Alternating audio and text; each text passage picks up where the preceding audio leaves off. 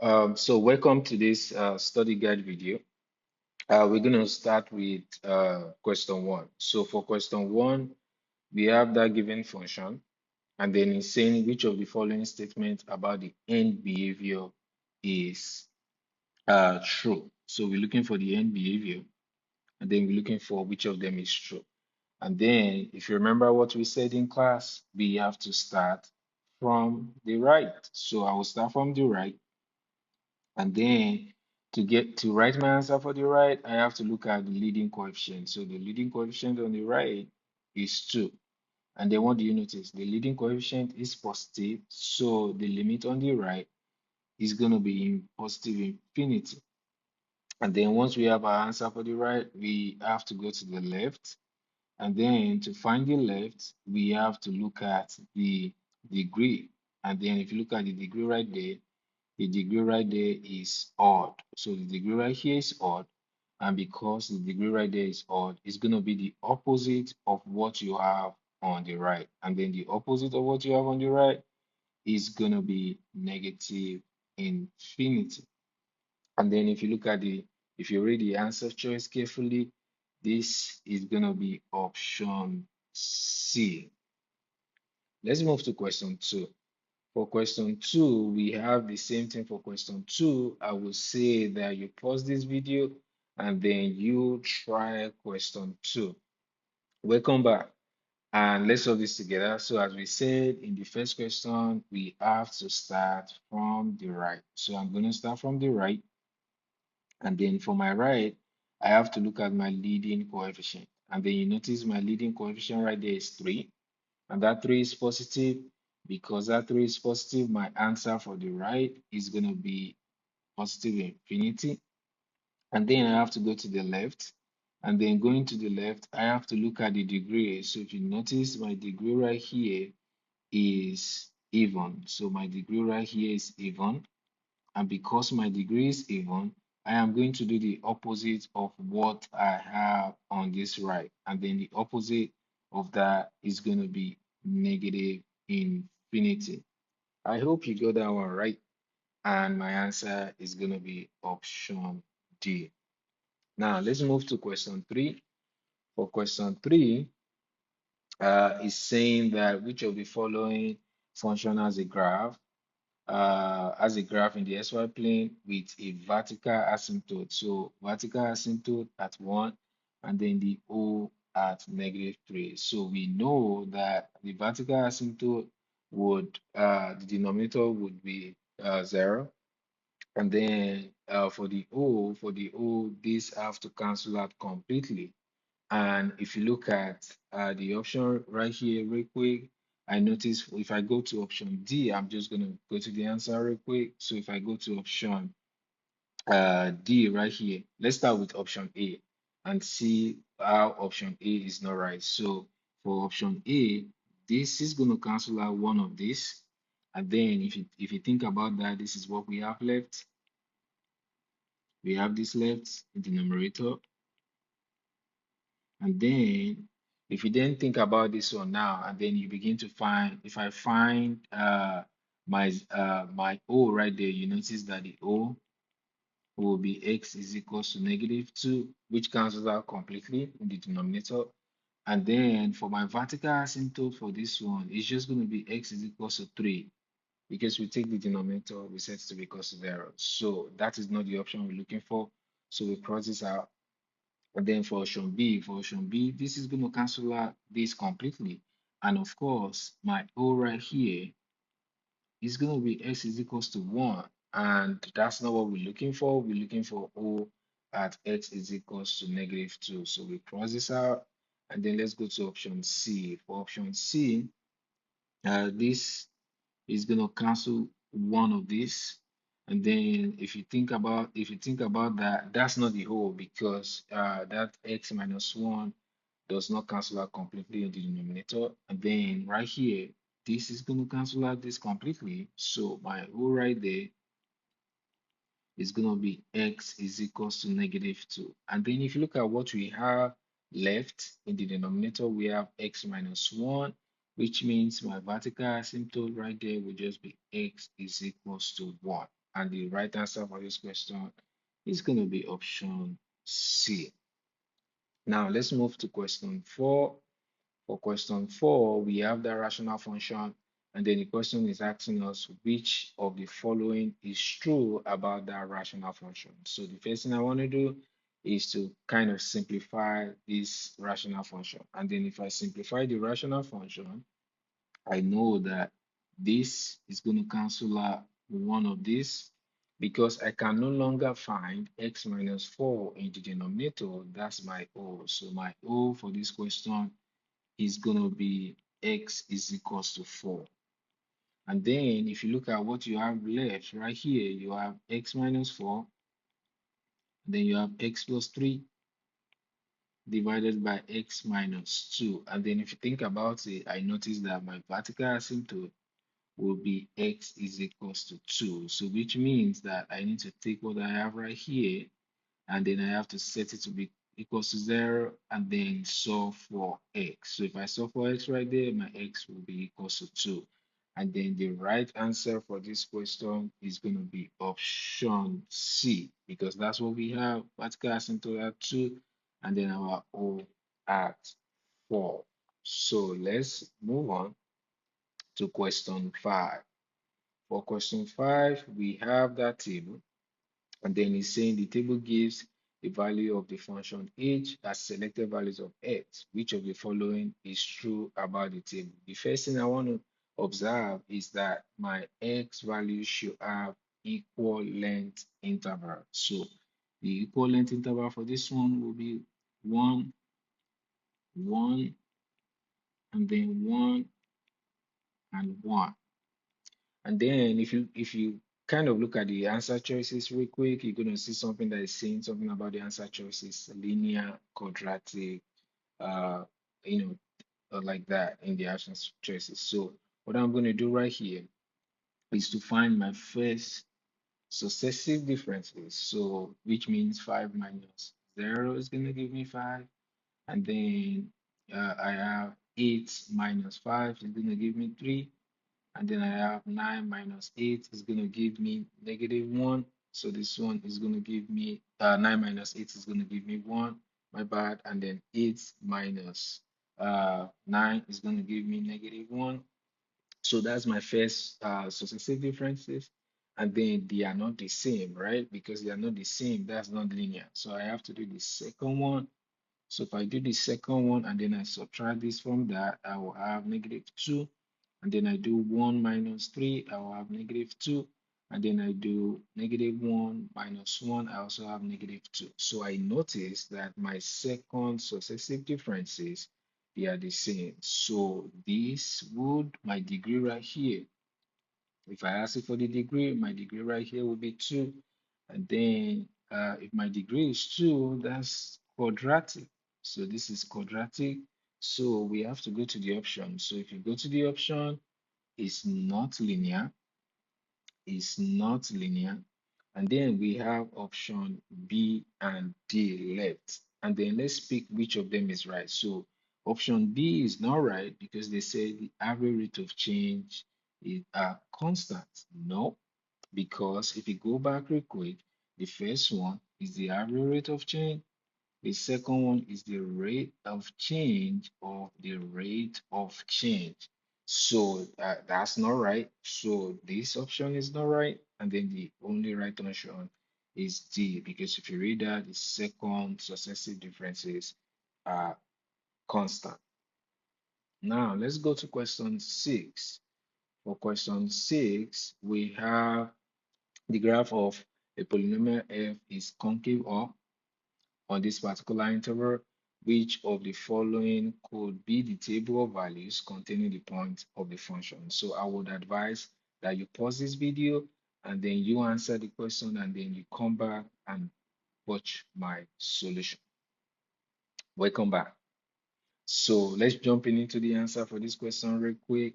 And then, as I said in my previous question, I will check for equal length interval. So this is 1, this is also 1, this is also 1, and then the last one is also 1. So we have equal length interval on the x values. And then let's check the uh, the y values. And then for the y values, if I check the difference right here, this is -10, and then this right here will be -5, and then this will be -3, and then this right here will be -1. And then what do you notice? This rate of change right here is increasing. So I notice the rate of change is increasing. And because the rate of change is increasing, this is a concave up. That's a concave up, and this will be our answer. So let's check the other answer choice and see why they are wrong. So as I said, one, this will be one, this is one, this is also one, this is also one. And then if you check the y values, this is three, this is three, this is 3, and then this is 3. This is not, is either concave up or concave down. This is just a linear function because the rate of change are constant. And then if you kind of check option C, this is 1, this is also 1, this is also 1, and then this is also 1. And then if you check the y values, the rate of change right here, this is -1, this right here will be -3. This right here will be -5. And then this right here will be -10. And then if you look at this one, you notice that the rate of change right here is decreasing. So my rate of change right here is going to be decreasing. And then for this one, we'll say that we have a concave down. So we have a concave down. And then this is not the option. This is not the right option. And then, if you check the last one, this is 1. This is 1. This is also 1, and then this is also 1. And then if you find the rate of change for this one right here would be 10. This right here will be 5. This right here will be 3. And then this right here will be 1. And then what do you notice? For this one is decreasing. It's also decreasing. And then by this graph is going to be a concave down. So that's how to check if your tables of values are concave up or concave down. Now let's move to the next question, which is question 7. So question 7, we have that table, and they are saying that in the XY plane, the graph of G is constructed by applying these three transformations in this order. So they transform this f, and then if you apply that transformation, they say that we have a vertical dilation by 1/2. So sorry, we have a horizontal dilation of 1/2. So horizontal dilation is going to affect x. So anything that affects x, we are going to do the opposite, or we do the inverse of what we saw. So if I take the inverse of 1/2, it's just going to be 2, and then I'll multiply that one by x. And then the second one is saying that a vertical dilation of 4. So my vertical dilation is going to affect y, and anything affecting y, I am going to do the exact thing that I saw. So this one is going to affect y, and it's going to be outside the parentheses. And then the last one is saying that a vertical translation of 6. So vertical translation is going to affect y, and that one will be outside of the parentheses, and this one will be plus 6. Now, the question is saying, can we find G of 4? And the answer is yes. So for this now, we have our G of x, and then we need to find G of 4. So to find G of 4, so anywhere I see x, I'm going to put 4, and then this one is 4. F of, I need to multiply 2 times 4 plus 6. And then if I begin to do this now, this is 4 f of 8 plus 6. So my only challenge now is to find f of 8. So I need to go back to this table and then look for where I have 8. So if you look at the x value right here, I have my 8 over here. And then the y value is -12. So this is going to be 4 times -12 plus 6.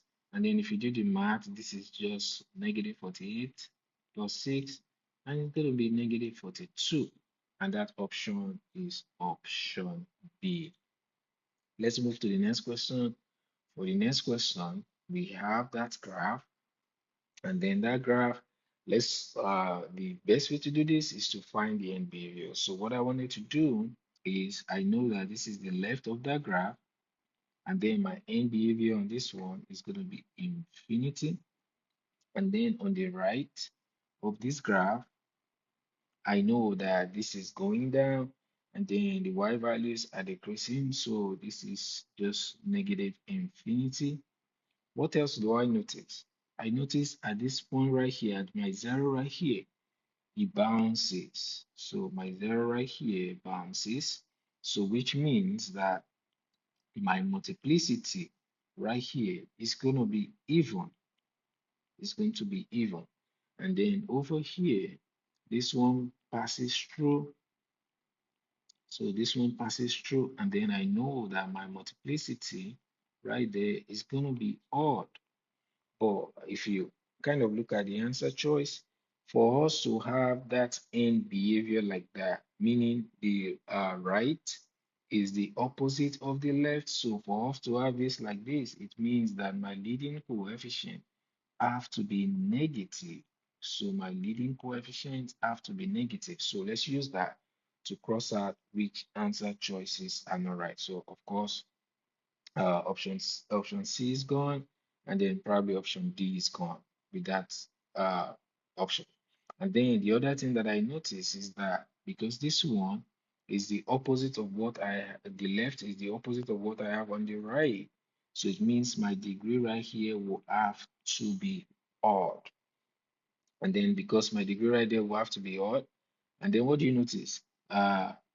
Over here, we have a negative 0. So we have a negative s-intercept. So we have a negative s-intercept right here. And then over here, we have a positive x-intercept. So, and then if you look at the answer choice carefully, the right answer choice is going to be B because x plus 4 is equals to 0. My 0 right here will be negative 4. And then it has a multiplicity of 2. So we can see a multiplicity of 2 over there, which matches what we said over here. And then for this one, we have x minus 2 equals to 0. So this is equals to 2.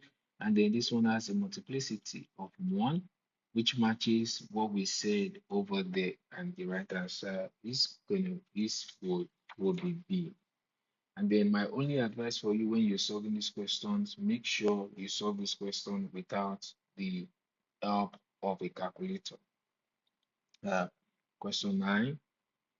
For question 9, we have that g of x, and then they want us to solve this g of x is less than 0. So the first thing I want to do is to find my zeros. So I'm going to find my zeros. And then if I find my zeros, right here, my zeros is going to be x is equals to 0, and x is equals to 4, and x is equals to negative 1. So if you look at this real quick, how many times do you have? 1, 2, and then 3. So you take each of those times, you set them to be equals to 0, and then you find the zeros.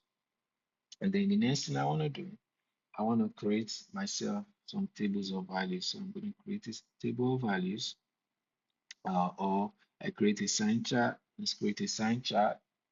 Then if I create a sign chart, I'm going to have this one to be negative 1, this one over here to be 0, and then right here it's going to be 4. And then I'll put each of the terms. So my first term is going to be negative 2x. My second term is going to be x minus 4. And then my last term is going to be x plus 1. And then at the end, I have to find the product of these terms. So let's kind of do this. So if you pick uh, a number that is less than negative 1, and then multiply that negative, that number, right, with this one. So let's pick a number that is less than negative 1. So let's say negative 2. So negative 2 times uh, -2 is going to be positive. So right here, this guy is going to be positive. And then that -2 minus 4 is going to be negative. And then that -2 plus 1 is going to be negative. If you multiply all of these things, you have positive. And then if you pick a number between -1 and 0, this one is going to be uh, maybe -0 0.5. So if you put that -0 0.5 over here and multiply by 2, this one is going to be positive.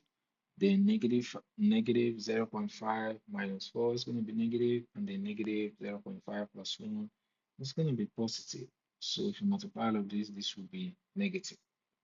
And then pick a number between 0 and 4. Let's pick 2. 2 times -2 is going to be negative. 2 minus 4 is going to be negative. 2 plus 1 is going to be positive. Multiply these numbers, multiply all of this is going to be positive. And then you pick a number greater than 4, let's say 5. -2 times 5 is going to be negative. 5 minus 4 is going to be positive. 5 plus 1 is going to be positive. So you multiply all of this, it's going to be negative. But if you look at this one real quick, it says less than 0. So anything less than 0 have to be negative. So what I'm going to do is I'm going to go to my product and pick the negative answer. So I'm picking this negative answer. And then if you look real quick, my answer to this question would be -1, 0, or 4 and -infinity. So you notice that I use a parenthesis, not a bracket, because they said less than 0. So the zeros are not included. And the answer to this question is going to be option D. Let's jump to question 10. For question 10, we have that polynomial. We are saying which of the following describes that describe the zero of that polynomial. So the zero of that polynomial should mean that x plus 1 and x squared minus 3x minus 4 should be equal to 0. And for this one, I can simplify it. So I have this one to be x plus 1. And then if I factor this one is going to be x minus 4, and then x plus 1 is equal to 0. So what do you notice? We just have x plus 1 twice, and then x minus 4 is equal to 0. So since they want me to find the 0, so it means my x will be -1 with a multiplicity of 2, and then my x is equal to 4 with a multiplicity of 1. And then if you think about it, how many real zeros do you have? I have two distinct real zeros. So my answer to this question is going to be A. Let's jump to question 11. So for question 11, we have f of x and then we have g of x. And then they are saying that if h is a rational function described by that, which of the following could be the slant asymptote? And then for us to find the slant asymptote, I have two options. It's either I use long division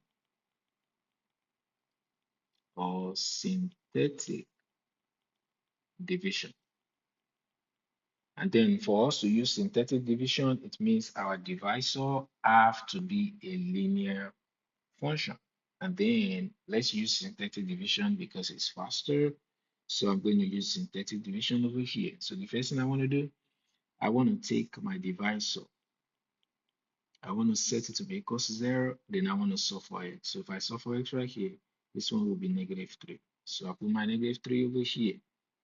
And then the next thing I want to do, I will start by picking the coefficient of f of x. So my first coefficient is -2, so I drop it right here. My next coefficient is +3, put it right there, and then my last one is -8. So I put it right here. And then my synthetic division method says drop this first number, and then we're going to multiply. So we're going to multiply this, going to multiply them. So if I multiply that, it's going to give me 6. So that one is going to give me 6. And then if I need to add them together. So if I add them, and then this one is going to give me 9. And then I still need to repeat that process. I need to multiply this with that one. So if I multiply this with that, I'm going to get what? I'm going to get negative 27. Then if I uh if I add these two things, of course, what I have over there is should not be any problem. So what I have over there should not be any problem because it's going to be my remainder. And then my answer to this question now will be only this two, which means we only have negative 2x plus 9. And that would be the answer to that question. And the answer to that question is going to be option C. It's going to be option C. Now let's move to question 12. Question 12 is saying that we have that graph, and then for this graph, is saying which of the following could be the transformation of that. So if you look at this, what we have is affecting us. We got to do the opposite. So this one means that we're going to shift this graph right 2 units. And then after we do that, then this one, it means that it's going to go down 1 unit. And then if you look carefully and then look at uh, which answer choice is going to be that, based on what I said, it's just going to be option B. That will be option B. Let's go to question 13. For question 13, we have that uh, polynomial right there, and then they want us to expand this polynomial using your binomial theorem. So to use binomial theorem, you have to know your Pascal triangle. So to know your Pascal triangle, let's generate the Pascal triangle. So my Pascal triangle will be 1, 1, 1, 1, 2, 1, 1, 3, 3, 1, and then we have 1, 4, 6, 4, 1. Because we have this exponent to be 4, so this power will be power of 0. Right here will be power of 1. This is power of 2, power of 3, and then power of 4. So which means my coefficient right here will be 1, 4, 6, 4, 1. So which means if you look at which one has that coefficient. So we have 1, 4, 6, 4, and then 1. So obviously my answer to that question is going to be C. It's going to be C. And then let's jump to question 14. For question 14 is asking the rational function as a 0 at that. So the zeros would always be in the numerator. And then the O is going to cancel out completely. So if I quickly jump to the answer to this question, let's simplify B. If I simplify B, this is just x minus 2 and then x plus 1 divided by x plus 3 and then x minus 2. So what do you notice? So this and this is going to cancel out completely. So my O right there is going to be x is equals to 2. And then my 0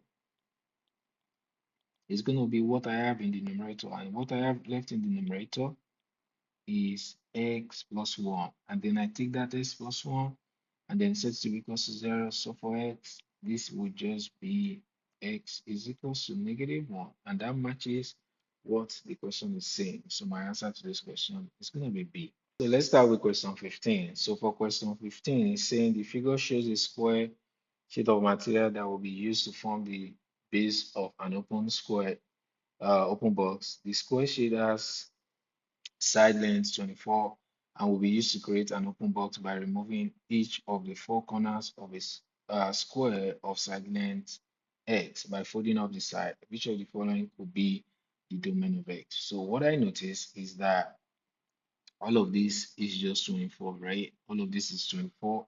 And then they say that this portion is x, this portion is x. So which means that for me to find this side, you have to be 24 minus x, then minus the other x. And then this one is just 24 minus 2x. And then what I noticed about a square is that it's not possible for the length to be negative. The length have to be positive. So this length of that square must be positive, must be positive. And then for this guy to be positive, let's interpret that one in math. It means that length must be greater than or equals to zero. So must be greater than or equals to zero, right? And then which means in this case, my length there will just be 24 minus 2x is greater than or equals to zero. And I need to solve for x. So if I solve for x in this case, I have 24 is greater than or equals to 2x. And if I interpret this in the other way, I have this one to be divisible by 2.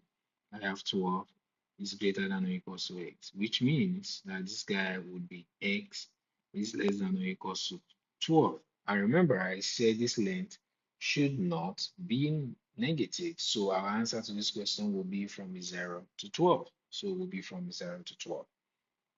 Now, let's talk about question 16.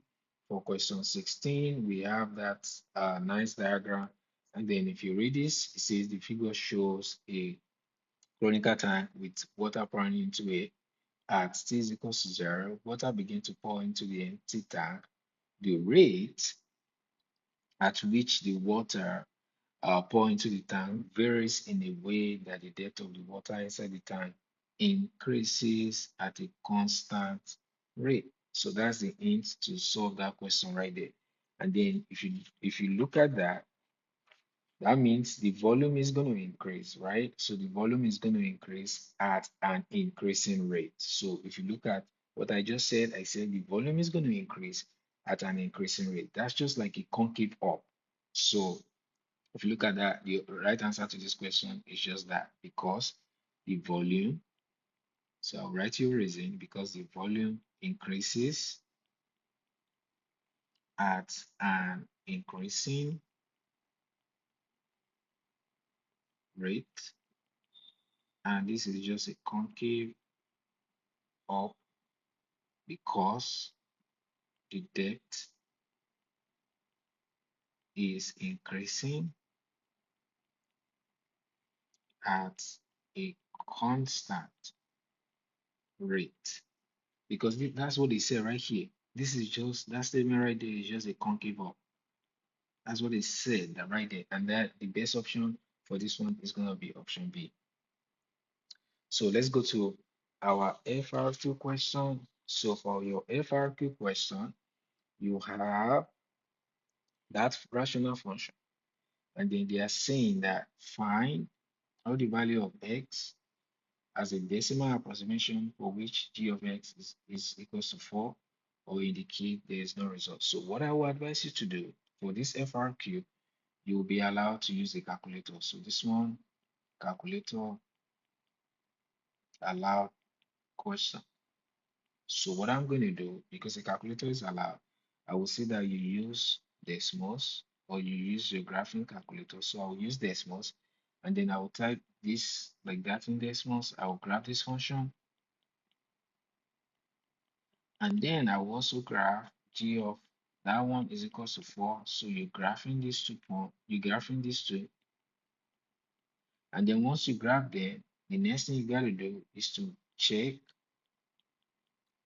the s-intercept. You check the s-intercept. And then once you check the s-intercept, the answer to this question should be written in 3 decimal places. So it will be negative 1.690 and x is equals to 7.690. So at the moment that I'm doing this question, I have done it in decimals. This is what I got. Make sure you verify my answer. So this is the answer to the first one. And then for the second question, so for my second question, is saying that determine the end behavior as x decreases without bound. So they want you to get us the limit as x decreases without bound. This is what they want. And then notice that you have a rational function, right? We have this rational function. x squared minus 2x plus 7 divided by x plus 5. And they want this now. And then if you look at this is bolting, right? This is bolting because it's bigger on top. And if it is bigger on top, there is no horizontal asymptote. There is no horizontal asymptote for this question. So we don't have no horizontal asymptote. And then to do this question, all you got to do, if you don't have no horizontal asymptote, we can have a slant asymptote. And then we have a slant asymptote over there because the degree is bigger on top by 1. So the degree is bigger on top by 1. I notice that degree is bigger on top by 1. So I have a slant asymptote. And the best way to kind of find the end behavior, all you got to do is to focus on this first term. So we're going to focus on this first term and this other one right here. So I'll just focus on those two. So x squared divided by x. And then if I divide this one, I have x. And based on this now, I'll write my end behavior. So to write the end behavior, I need to start from the right. And this is the right. And then for my right, my leading coefficient right there is 1. And because it's positive 1, my answer right here will be infinity. Then I need to write the answer for the left. And my answer for this left right here will mean that this one will be negative infinity because I have my degree. I have a degree of 1. There is a degree of 1 right there. And that degree of 1 is odd. So I have to do the opposite. So I have to do the opposite of that one. So this is the opposite of that one. And this is what the question wants you to find.